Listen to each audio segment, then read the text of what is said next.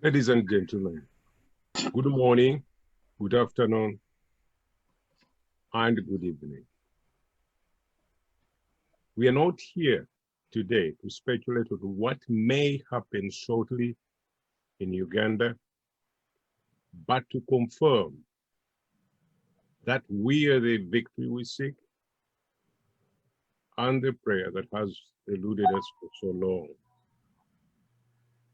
We are not here to lament or belabor the wrongs that we have been subjected to, but rather how to correct them. We are not here to discuss risk aversion or even tolerance, but to focus solely on risk retention. At the Uganda Democratic Federation, one of our greatest facets is the problem-oriented analytic approach geared towards a fully informed consensus, so that when we hear the enemy scream, "We shall crush them," we hear opportunity. Perish the thought that one can possess an in-depth understanding of democracy and yet go on and participate in election charades whose only purpose is to offer a patina of legitimacy to a corrupt and murderous regime. That, my friends, is insufferable. Listen, such half-baked and half-hearted approaches to democracy only succeed in covering the blood of innocent victims of boundless cruelty. At UDF, we talk and walk democracy. We talk and walk freedom. Our work is cut out. We have to bring this rogue regime down. And we are here to affirm the inevitability of our triumph, fully convinced that if together we rise and get the neck, rather the knee, of our necks, we will be able to change the whole world. What a pleasure to introduce Attorney Muviru Misoke. In him, we have a brilliant legal expert, able, eager, ready, and willing to sharpen our understanding of democracy and political communication in a way that immediately reveals a constitutional, ethical, and liberation moment. Mr. Muviru Musoke. Thank you very much, Mr. Chairman. This conversation, as the Chairman has pointed out, revolves around political communication. What by that we mean how the people communicate and even change regimes in their countries through simple methods like demonstrations, protests, and strikes, through riots sometimes, and even rebellion and insurrection, mutiny, coup d'etat, civil disobedience, and ultimately war. The value and the function of the protection of human rights, such as individual liberty and political freedom, that is, freedom of association, assembly, and expression, can be best be illustrated and their causes explained by looking at specific political reactions and historical events in different types of political systems. In the final analysis, these historical events converge into a single historical stream of human events, which dictated by the laws of history. When we explain and understand how laws of history cause major political events and the process of social causation, the contingency of history becomes disappears almost. The politicized programmatic social theory contains that history is contingent because there is no predetermined course history is expected to take. This conclusion is at odds with our view of the universal process of democratization, which has produced specific constitutional principles responsible for the human rights revolution. The human rights revolution started with the abolition of slavery, and consequently the women's movement was born. Thereafter, the liberation of the colonized people all over the world took shape and culminated into independence movements in Africa, in Asia, and Latin America.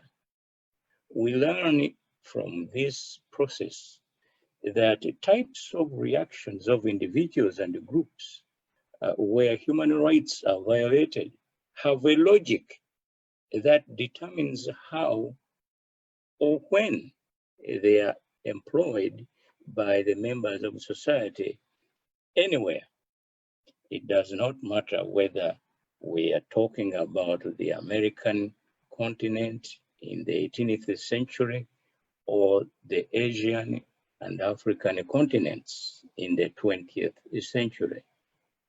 In democratic political systems, demonstrations are the most common form of political communication between the people and the government or a specific regime in power.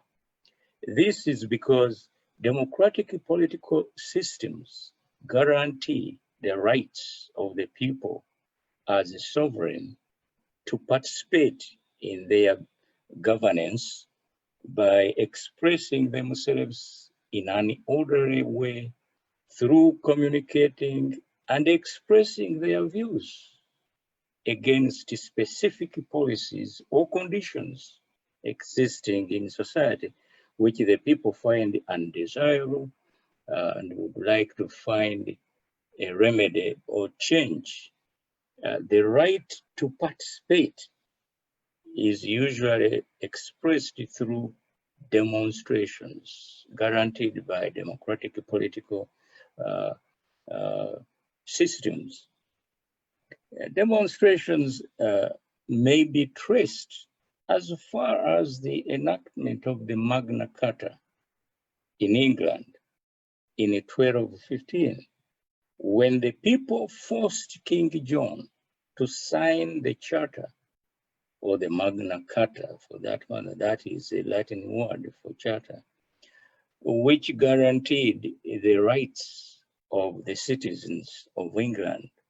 And subsequently, the English aggrieved about certain conditions in their lives, citing the Magna Carta as authority, did not hesitate to demonstrate or express their views openly in demonstrations which they held from time to time, even sometimes later on, throwing rotten eggs to prime ministers and ministers of the government to wake them up about the conditions in their society. So recognizing the right of the people of England to express themselves contributed greatly to political stability in England. The people and their government were generally in contact with each other, and that's what democracy is supposed to be. The forms of reaction to any regime in power take many forms depending on the problems sought to be remedied, the protection of the rights of the people who want to communicate with the regime in power, and the level of political consciousness within the population initiating the reaction or communication to the regime in power.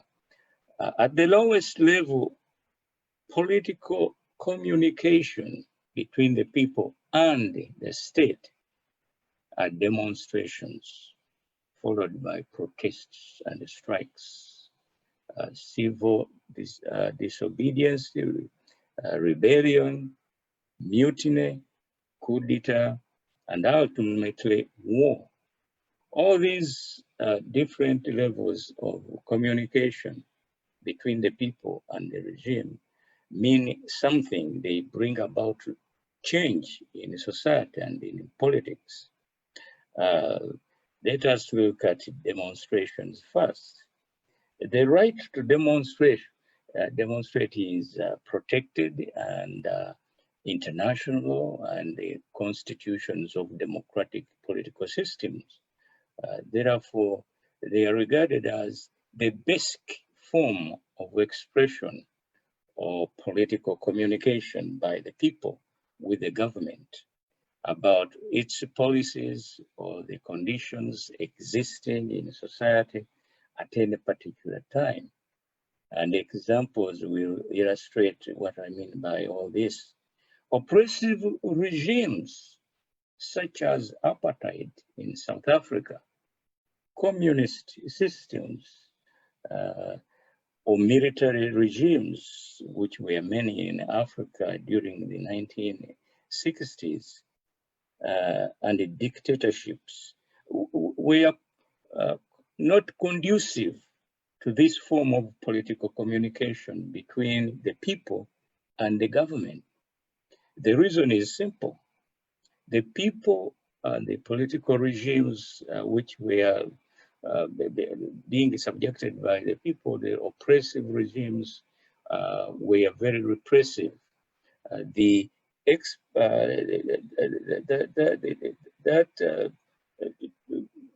Repression inhibits the people from expressing their problems to the regime. And the regime, an oppressive regime, of course, does not want even to hear what the people want corrected or solved in their society, in their system. In fact, undemocratic regimes are premised on the belief that there is no right to freely participate in shaping and influencing government policies and the decisions or policies made by government. Therefore, the explicit prohibition and or restriction of such rights in order to prevent the people from freely communicating their views with the regime in power becomes the rule. Under the NRM regime in Uganda, for example, which pretended to be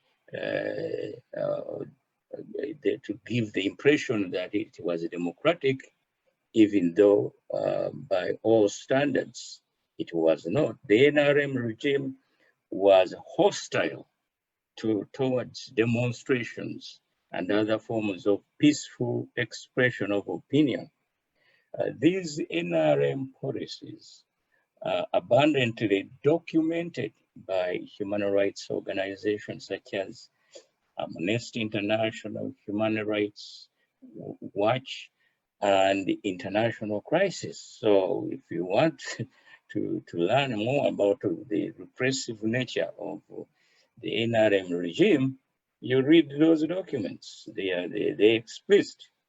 What we have to note here is the fact that the movement system suppressed rather than promoted or even encouraged the people to participate in the government. In fact, NRM hostility to the protection of human rights was announced by the regime in 1986 under the policy which created the movement system of government, under which everyone was presumed to be a member of the movement system, beginning with at the village level, thereby meaning that every individual was in the movement system. And later on, of course, in the enacting the 1995 Constitution, this was consolidated in Article 269, prohibiting political activities outside the authorization of the movement system. Demonstrations were repressed or strictly regulated to the point of being prohibited or even nullified by the law itself, even though the Constitution declared the rights of the people to be inherent, and they were articulated in Article 29, but all this was a farce, nothing was real. The role of the judiciary in democratization is supposed to be weeding out the laws found to be inconsistent with the Constitution or the Supreme Law. In the case of Uganda 1995 Constitution, it was so strange that the Constitution itself was the source of, under Article 269, of suppressing people and denying them their rights.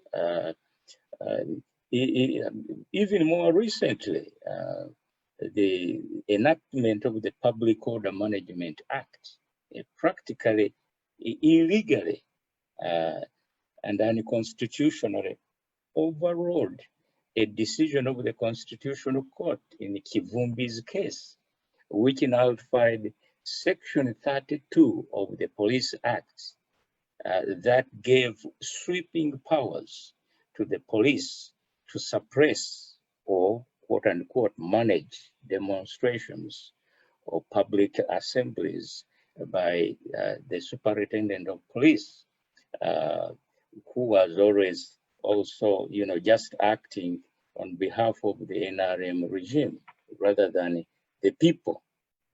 Now, let us look at protests and strikes. If demonstrations are not permitted, the people resort either to protests or to strikes.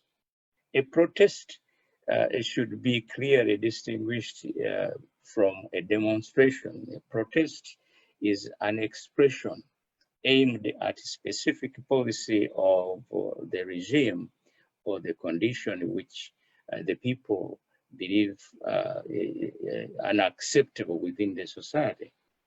A good example of protests is that of Hong Kong in 2019. Whereas demonstrations are always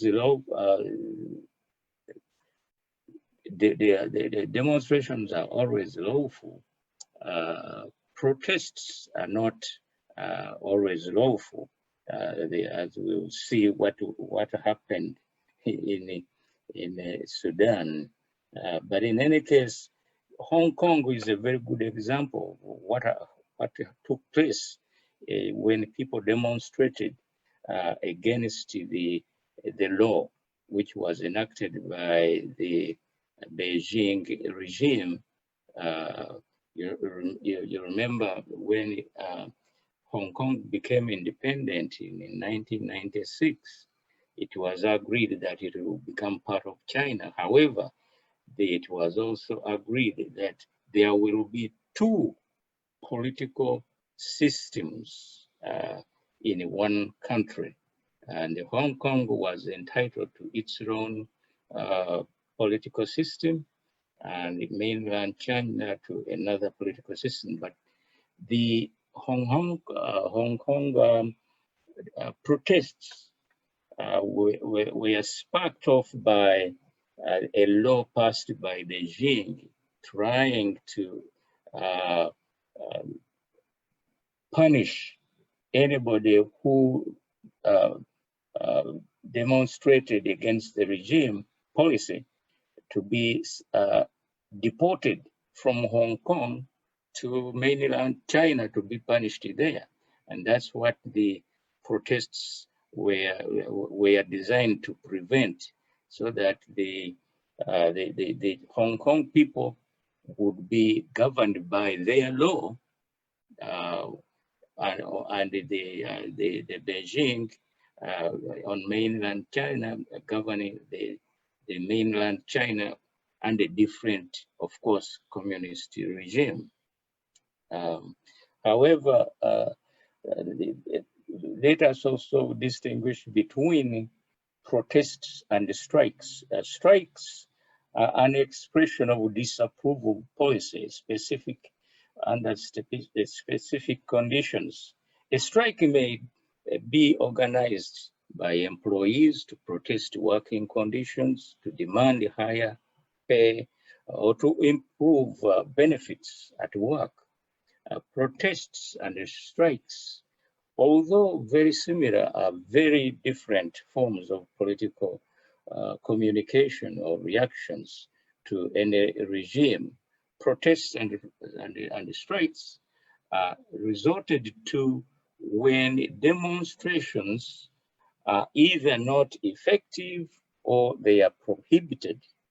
A strike often is usually lawful, whereas a protest is not always lawful. Let us look at the Sudan, what has gone on in the Sudan. And here, before I deal with the Sudan, let me send a message to Museveni. I put this question to you, Museveni, directly. If, as a Black man, you lived in the US and you were discriminated against by white police officers, would you not protest or even riot in opposition to oppressive white racist policies? If you, Museveni, would you, in order to protect your dignity as a person and a human being whose rights are being violated, would you not find it offensive or appropriate to protest and against such policies? I'm sure Yoweri Kaguta Museveni, while in exile in Tanzania in 1976, cheered the Soweto students when they rioted against the apartheid regime in South Africa. Why then do you, Museveni, order the police and the army to slaughter the Baganda in Bugerere protests and riots of 2009? Who protested against your repressive policy to deny Kabaka of Buganda the right to visit his people in Bugerere? The Universal Declaration of Human Rights, the International Covenant on Civil and Political Rights, and the International Covenant on Social, Economic, and Cultural Rights. All these instruments protect the rights of the people to demonstrate, to express themselves, and to be themselves. These international instruments have been interpreted by Thomas Frank to create a right to democracy under the Universal Declaration of Human Rights and the International Covenant on Civil and Political Rights. Articles 20 and 29 of the Constitution of Uganda 1995 do the same thing. Why do you, Museveni, in responding to Bugerere riots, when you addressed Parliament to condemn feudalism as the problem in Uganda and Africa as a whole that allowed colonialism to take over Africa? How? When addressing Parliament, you were regurgitating the same vile language used by your political enemy, Apollo Milton Obote, in the Common Man's Charter, when he ignorantly and irrationally and even erroneously equated republicanism with democracy and the presence of feudalism with absence of democracy. Now, let us look at the Sudanese situation.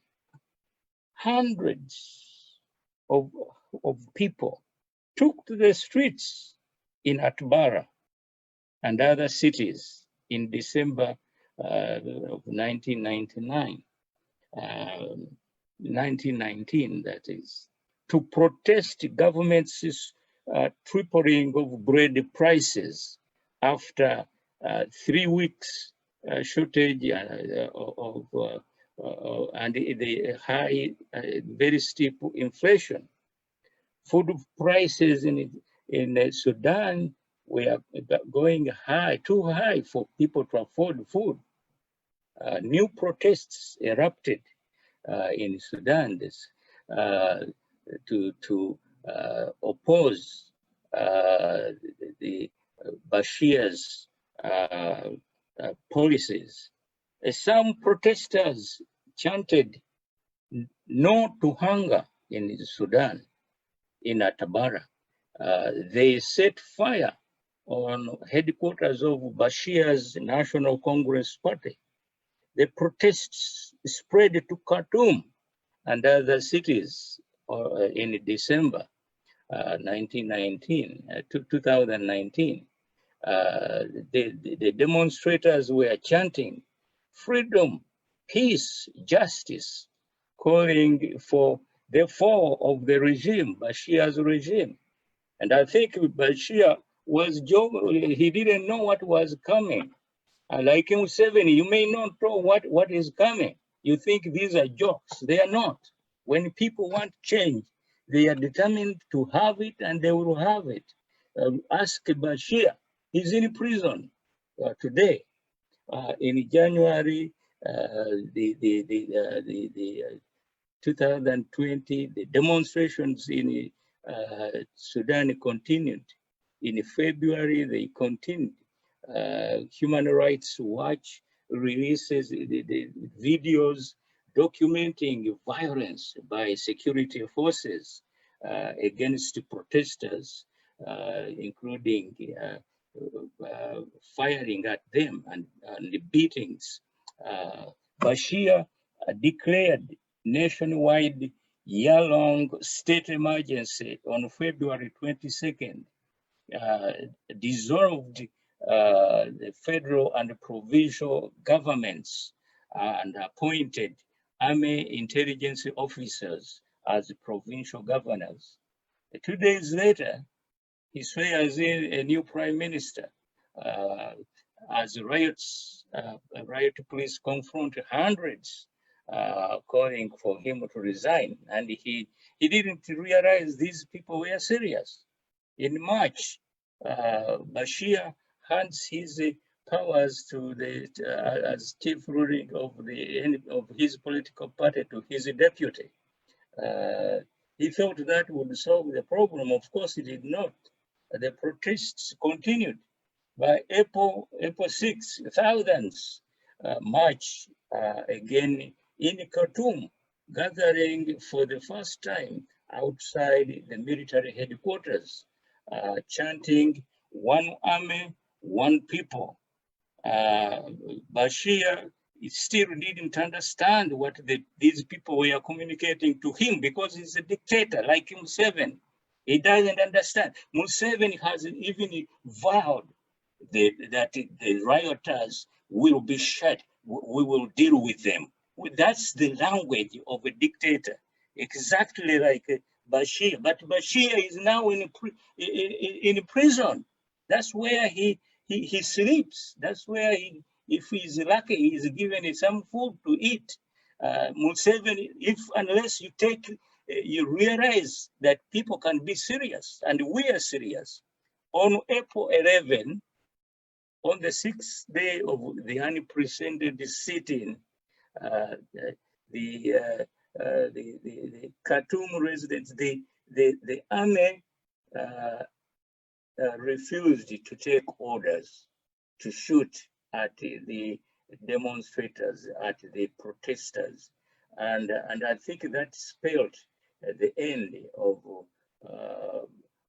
Bashir's government. Now he's in prison. He's waiting for trials for corruption, and not only corruption but theft. He stole so much money, $130 million. I bet if they took over the State House today, you will find a lot of money, a lot of foreign currency in the State House today. I bet that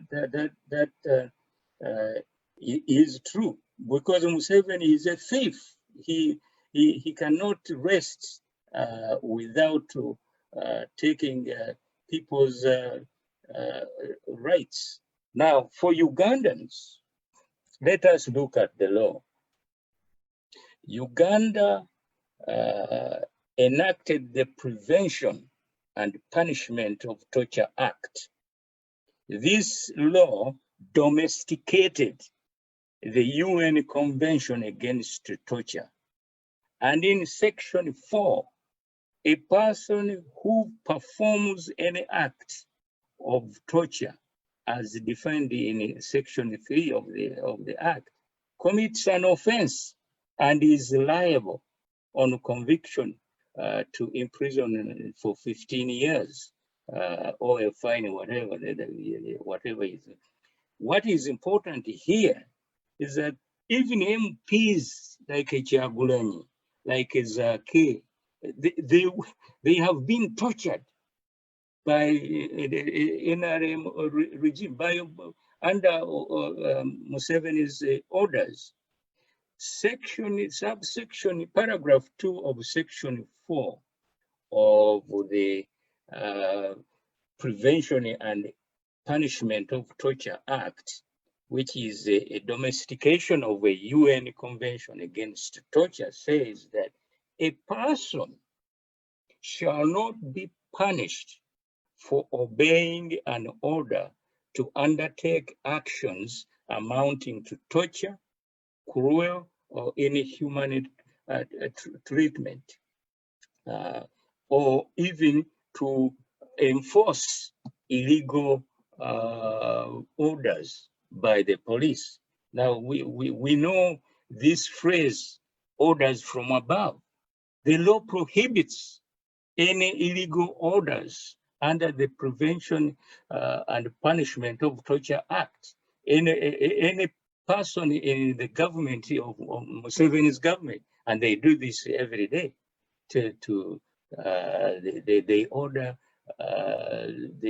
their inferior, their subordinates to violate the law, violate the Prevention and Punishment of Torture Act. And the people, they are told we are doing this because of orders from above. But the Act, Section 4, prohibits this. You cannot give an illegal order to violate the law of Uganda. But even better, the Rome Statute, also domesticated into the laws of Uganda. Article 27, this statute shall apply equally to all persons without any distinction based on official capacity. In particular, official capacity as a head of state or government, a member of the government or parliament, an elected representative in any of these do not constitute ground for reduction of a sentence if you are convicted under Article 27 of the Rome Statute.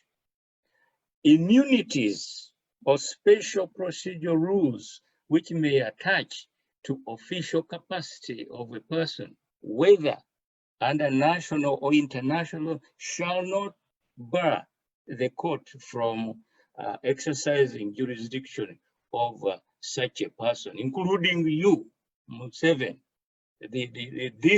This law is going to be applied to you unless, and you are preparing to run again after amending the constitution. I don't know what is wrong with Museveni. I think he should have realized by now that the people don't like him, and he is violating all the laws he has enacted himself. He signed these laws.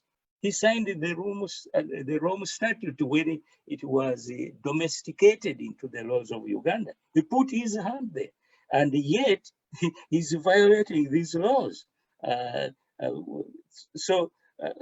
Under Article 28, for example, in addition to other grounds of criminal responsibility under this statute for crimes within the jurisdiction of the court, a military commander or person effectively acting as a military commander shall be criminally responsible for crimes within the jurisdiction of the court committed by forces under his or her effective command. And we know that you, Museveni, you are in effective command of the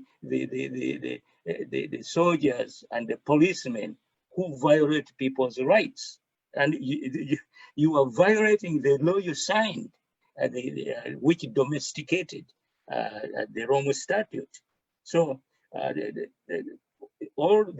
point here is that dictators don't understand anything. They are like drunkards. They are like alcoholics. They want power at any price. And like today, Bashir is in prison. And if he had any sense, he would have just resigned. In fact, he wanted to amend the constitution to remove term limits before and run again, like Museveni. These are the people. By the way, you should also remember that Museveni is the one who gave Bashir asylum of all people.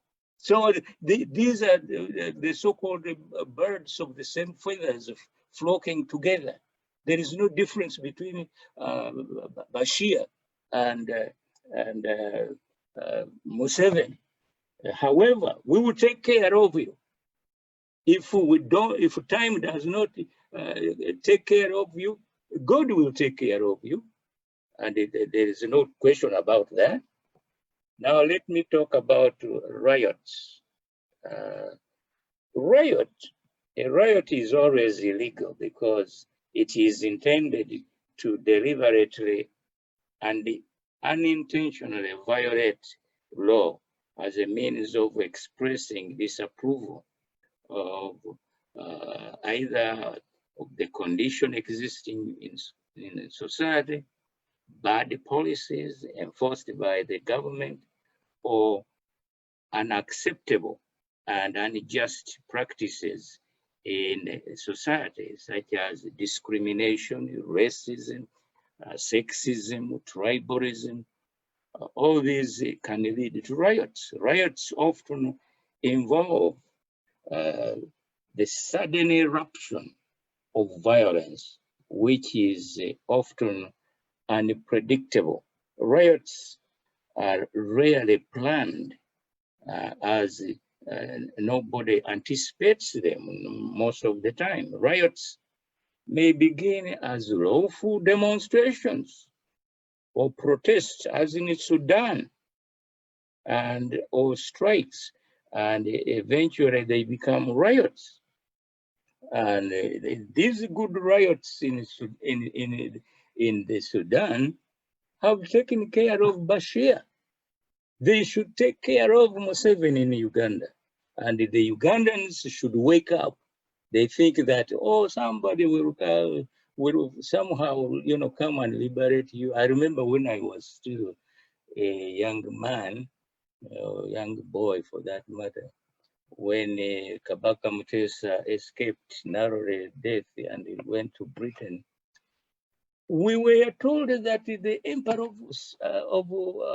of Ethiopia was going to come with the planes and bomb Obote out of power. This was fiction. Nobody can, come and bomb, nobody bombed Obote. Obote, of course, was overthrown by Amin. Museveni today does not imagine that he can be overthrown. But I send a message to you. You will be overthrown if you don't leave power peacefully. And there's no question about that. Now, as to riots, there are some examples I can give you, like the 1919 Chicago riots. These riots were caused by racism, discrimination. A young man, black man, was drowned at the beach, and the people took the law into their hands and started fighting. And these riots, they happened between July 27th and August 5 of 2019. Within that short period, 537 people were injured, 38 were killed, of whom 23 were Black, African Americans, and 15 whites too were killed. But the thing is, it woke up people. People woke up. The racists woke up, and the Black people also woke up and say, we have power. We can do something about our condition. And it did happen. But the governor of Illinois set up a commission to investigate or to inquire into what happened and how to solve it. I will read you 2 paragraphs of this amazing report. It says, the relation of whites and Negroes in the United States is our most grave and perplexing domestic problem. It involves not only a difference of race, which, as to many immigrant races, has been happily overcome, but wider and more manifest differences in color and physical features. These make an easy and natural basis for the distinction between discriminations and the antipathies arising from the instinct of each race to the presence, to preserve its type. Many white Americans, while technically recognizing Negroes as citizens, cannot bring themselves to feel that they should participate in a government as freely as other citizens. And this is the last paragraph, which can shock you.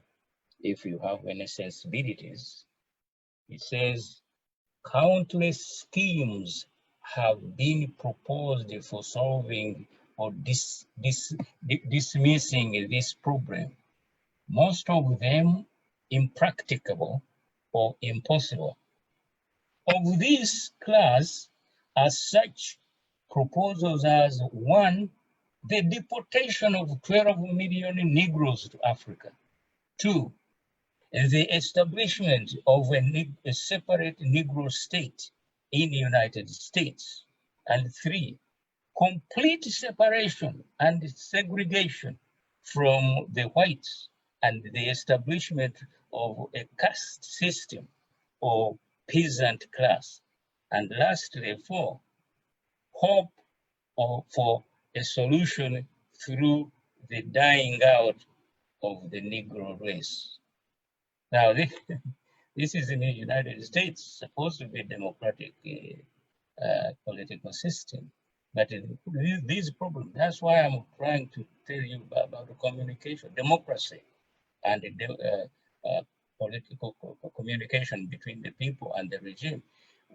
This paragraph I've just read was proposing, one of the proposals was that of apartheid, which was already, going on well, at the beginning of apartheid in South Africa.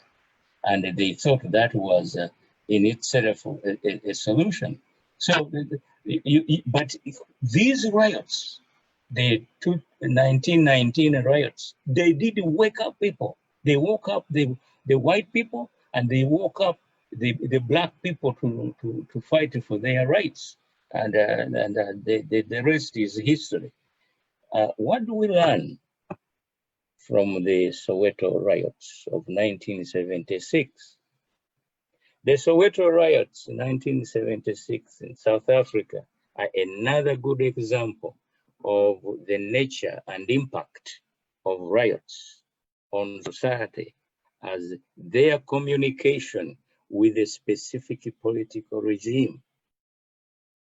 The Soweto riots were organized, or at least initiated, by school children who resented being taught in Afrikaans language, which they perceived as a language of the oppressor under the apartheid regime. That's why I pointed out that Museveni, when he was in Tanzania, I know this because I know Museveni very well. He celebrated the riots of the school children in South Africa. But instead in Uganda, he shot and killed hundreds of people who were demonstrating and for the Kabaka's rights to go to Bugerere. What kind of a man is that? But in any case, sooner or later, Museveni, you may be resting in a place like the one Bashir is resting in, and where he is whether they give him food twice a day or 3 times a day or once a day, you will face that. You should anticipate that, unless the people take over the regime. The NRM regime in this particular country. Another example of riots that wake up people is the post-election riots in Kenya, 2007, 2008.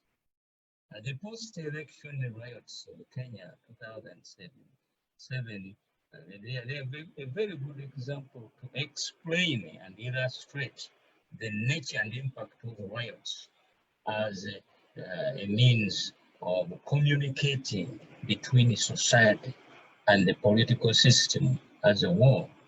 The post-election riots in Kenya also illustrate how African policies of centralization and politicization of the state institutions in the 60s adversely affected the process of of democratization in Kenya and Uganda also, and Tanzania and many other countries. So the thing is, the riots in Kenya post-election, right? They were triggered by the feeling that the election has been stolen. You know what that means? It means that when an election is stolen, since the people are sovereign, it means you are stealing the sovereignty of the people who have voted. And this is what is happening in Uganda. People go to vote. They are voting for nothing because sovereignty is stolen through a rigged election. And you don't have any sovereignty anymore. And in any case, when there is no rule of law, when there is rampant corruption, the people can't be sovereign. When the police is shooting at them anytime, and in violation of the laws I've just cited about the domesticated UN Convention Against Torture and the Rome Statutes. They are ignored. They are not taken seriously. Now, what about rebellion and insurrection? Rebellion is inevitable when their rights are abused. People fight. This reminds me of domestic violence. What happens when when a man abuses his wife over and over and over? And sometimes some women get a gun and shoot the man as a solution to that's a form of rebellion by one person against abuse. And if you can justify that, what about a government which abuses people, which kills people, like Museveni's regime in Uganda, shooting people, imprisoning people, even torturing MPs, the Chabulanyis, the Zakes, and others. And you think that's a regime worth having in a country? Well, beyond that, we go to rebellion and insurrection. I am giving these different categories because they are different. Rebellion is not a riot. Rebellion is different from protesting, is different from all other forms of resentment of the policies of a regime. But in any case, a rebellion is a form of confronting the government policies, usually in order to change them. Rebellions may take the form or different forms. From the history of Africa, one of the famous rebellion is Mau Mau. I remember Mau Mau. I was a young boy, but they used to talk about Mau Mau. If you wanted to frighten somebody, you say Mau Mau is coming. Mau Mau is here. And Mau Mau, they were very, very, very ruthless, very, very, very tough people. And they meant what they meant. What caused the Mau Mau rebellion in 1952? When the colonists took over Kenya, they allocated to themselves all the good land in the highlands where the Kikuyus used to live. And they took over that land and they expelled the Kikuyus. And so the Kikuyus, Mosaic Kenyatta, who was in England at that time, but returned in 1947, and started, encouraging this rebellion. By 1952, the rebellion broke out. Kenyatta was arrested, taken to Kapenguria for trial, and sentenced almost to life. But in any case, the Mau Mau rebellion is known for the bravery of the fighters, the Mau Mau. By the way, Idi Amin was in the Uganda Army at that time in 1952-53, and they took him. I think his superiors knew Amin very well. When he went there, Amin chased some of these Mau Maus and shot some of them and killed them. And he was congratulated. Amin was congratulated for the way he treated these Mau Maus in Kenya. And of course, we didn't know what he was yet to come. Of course, he took over government, and it became ruthless. He started the State Research Bureau and the National, Nakuru Police Station. But the important point here is to understand what a rebellion is and an insurrection. We should distinguish an insurrection from a rebellion, but they are almost the same. Under slavery of African American, rebellions took the form of insurrection. Slaves stole their masters' guns and confronted them. Under insurrection, male slaves sometimes raped their masters' wives as revenge. Slave insurrections were usually brutally suppressed, ferociously suppressed by the slave owners. Obviously, any slave who participated in an insurrection was executed. The best example is that of Nat Turner, who was executed in January 1831. He led a rebellion. He killed a few white people, but of course, he knew that he was going to be killed himself, and he was executed in January 1831. But this also woke up people. This rebellion, Turner's rebellion, it invigorated the abolitionist movement in the United States. So that insurrection and the rebellion, much as you may see it in a negative form, but it did contribute positively to mobilizing the anti-slavery movement. There were many insurrections in Jamaica.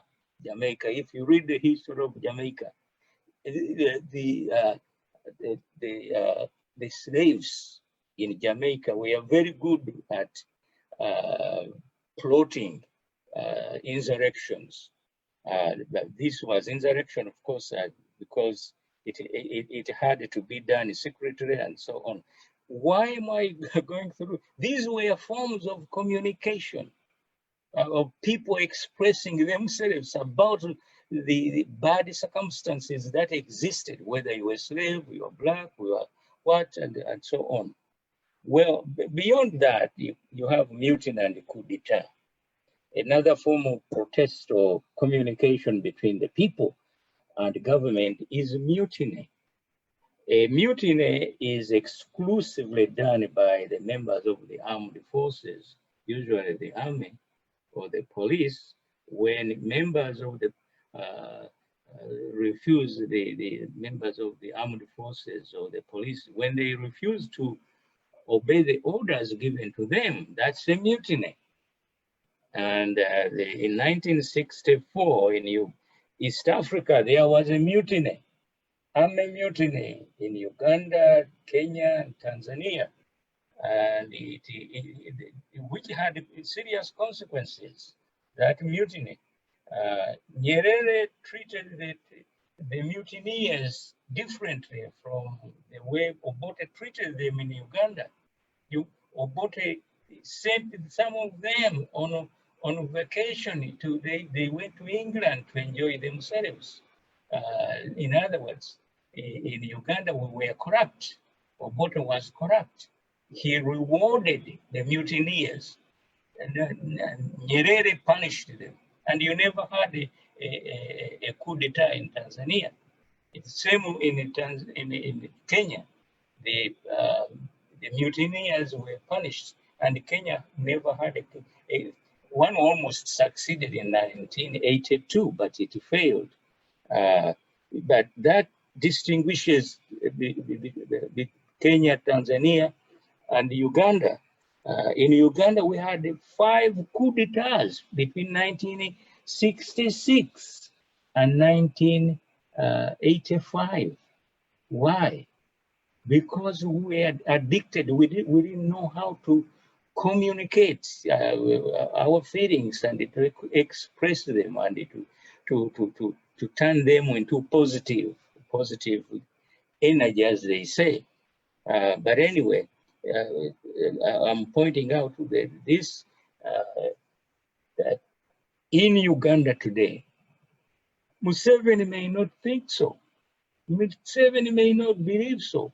But one of these days, the police and the army can get involved in a mutiny. And what do you do? Museveni, are you going to run to Tanzania again? Or are you going to do what? Are you going to, all the money stolen, like Bashir? Bashir, even he's not enjoying the money, even he's in jail. Museveni, do you want that? Or do you want to be different? Anyway, mutiny is a form of political communication, but using arms, armed forces, either the police or the army. Now, in Uganda, I think mutiny and the coup d'etat, of course, coup d'etat, I'll come to that, but before that, let me go to civil disobedience. A lot of people don't understand what civil disobedience means. Civil disobedience is a violation of law. You deliberately violate the law in order to change it. Martin Luther King did that. Mahatma Gandhi of India did that.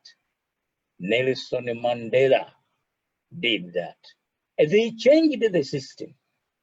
So civil disobedience is only for the courageous, not for these Nampa Wengwa. They hear one noise and they run and they go and hide. Those are no good. Civil disobedience, it means a person with the principles. He says, I can't stomach this, I can't take this anymore. Therefore, I will violate the law. Ugandans in Uganda, why should you be abused by a regime that violates its laws?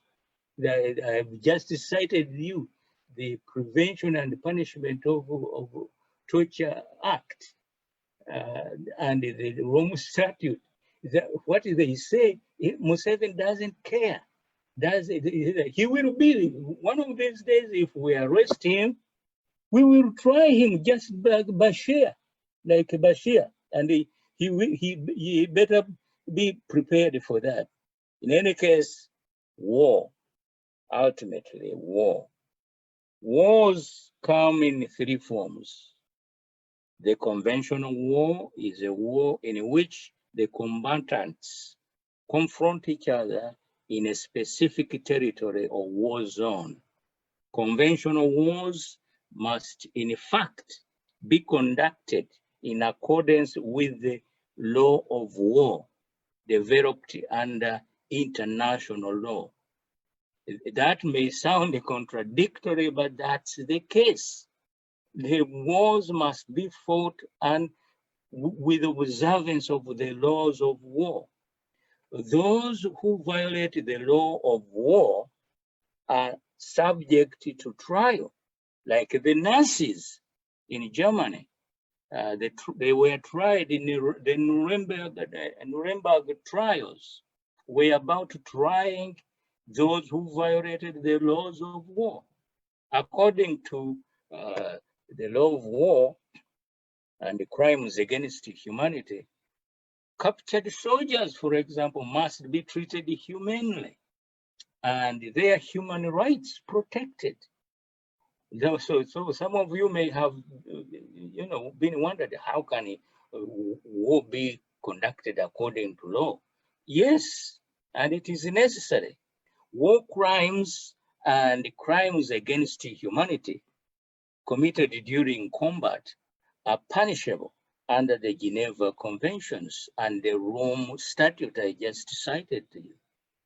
The second type of war is a guerrilla war.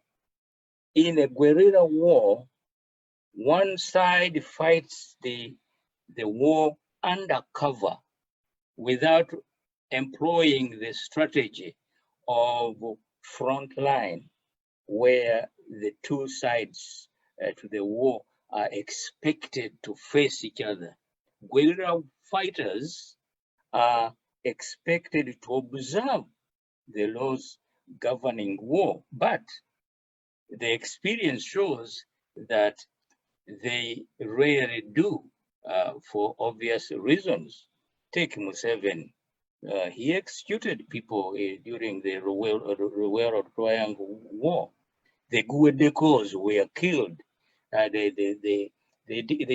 didn't even have the decency to tell the relatives of Guedeco where they buried the Guedeco, because they know he was shot in the head, probably from the back. And so that was a violation of the law of war right there by Museveni during the Bush War in the Ruwero Triangle War. And so applying the principles of law to war is not a paradox. It is necessary. When you capture people, you have to treat them humanely, and you have to make sure that they are fed.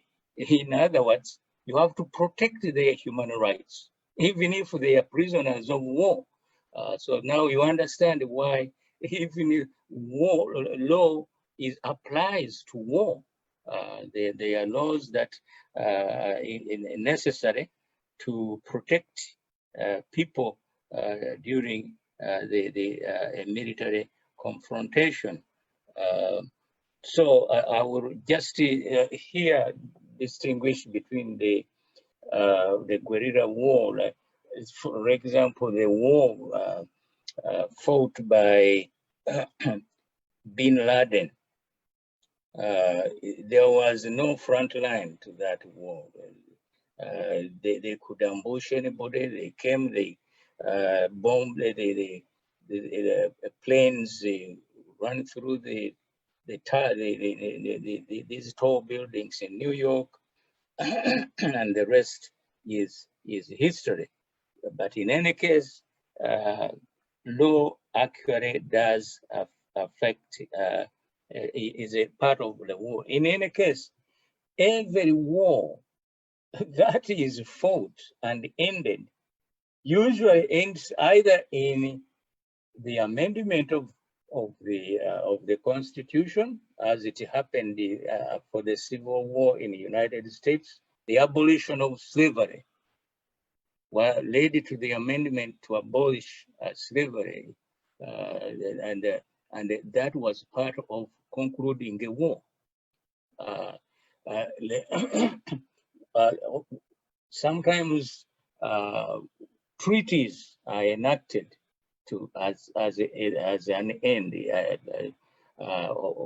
to the war. For example, the end of World War II, treaties were enacted. Japan and Germany their constitutions, the German, the 1946 constitution of Japan was the result of the end of the war after they were defeated. They had it, and also the 1949 constitution of Germany today, which is democratic, was the result of the end of the World War. So wars may end in either amendment of constitutions or enacting new constitutions as the end of to signify the end of that particular war. And so that's important from a legal point of view. In other words, even a war is supposed to bring about social change. It's a means of communication between people and the rest of who are involved in it. So I will end here, hoping that Museveni was listening. And if he was not listening, those of you, the Valeres of Museveni, mumutwalire this message so that he can understand. He can fight, he can resist, but he will not do so forever. And we are here, we are ready and prepared to make sure that Museveni leaves power as soon as possible. Thank you for listening. And that ends my conversation on political communication and democracy.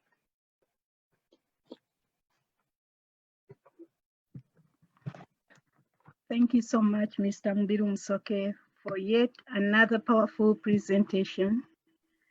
We will now take, are you ready for a few questions? Sure. You can. Okay, but in the interest of time, we request you to be as brief as possible. I'll try my best. Thank you so much. And the first question is from the chat. Do you have any specific message for the police and soldiers that torture and kill protesters? Of course, I think I have already actually articulated that message already, that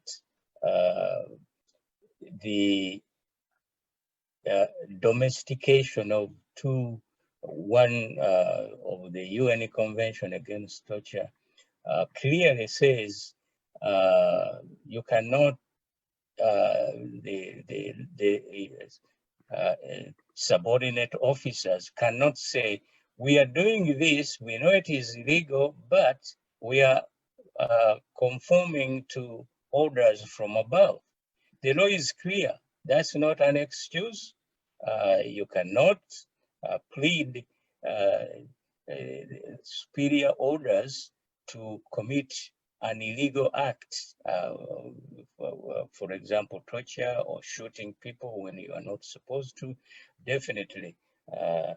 And the Rome Statute is also very clear that even people with the authority, presidents, MPs, and others with authority, and even those who enjoy privileges, they are subject to the law in the same way and in the same manner as any other person. And specifically, I love the Rome Statute because it specifically points out that even a president has no right to violate the Rome Statute, although we know that Museveni has done it over and over. And the only way to deal with Museveni, as I suggested, is to overthrow him. As simple as that. Thank you so much for that clear answer. And we have another question. It goes, Ugandans have tried all these methods. What else is there? Well, Ugandans have tried and failed. When you fail, you ask yourself, why did I fail? And you have to rationally analyze your failures and understand why you failed. One of the reasons we have failed is because we've assumed, one, that somebody else will come from somewhere and liberate us, liberate Ugandans. I gave the example when I was a young boy. There were rumors that overthrowing Mutesa the second from his position, that the people thought that the emperor of Ethiopia was going to come with planes and bomb Kampala and make sure that Obote goes, is punished and stops what he was doing. But that was fantasy, that it had no basis for reality. The same in Uganda. I call upon Ugandans not to think that somebody will all of a sudden come from somewhere and liberate them. They are suffering and they are going to suffer more. They have to decide that enough is enough and say that, like the Sudanese, that we cannot take it anymore. As I said, that's why I went through these different methods of political communication. In Sudan, riots, protests, overthrew a regime. If it can happen in Sudan, it certainly can happen in Uganda. Perfect. Thank you so much, Mr. Mobile Musoke, for yet another powerful presentation. And my take is that if Sudan rebelled, like no hunger in Sudan, then there should be no hunger in Uganda. This is our time to rise up like Sudan did. Yes. And if the Mau Mau rebelled for land, how about land grabbing in Uganda? So this is our moment and the time is now. Once again, thank you so much, and we appreciate our audience and Facebook followers. Please tune in next time. Thank you and have a wonderful day. Thank you for that conclusion. It fits in very well.